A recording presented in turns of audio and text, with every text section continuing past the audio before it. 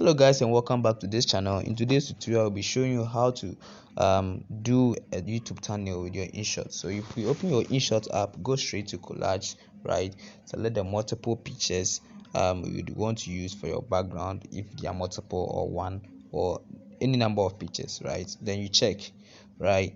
Then you'd have to go to your Canva. Then you select 16.9 or 16 to 9. That is for YouTube view or display, right? Then after that you'd go to text, right? On your the text tool, then you type whatever you want to put there. This is a simple way of designing YouTube thumbnail.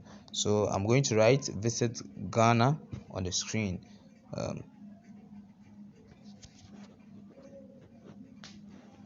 Yeah, so this is your visit.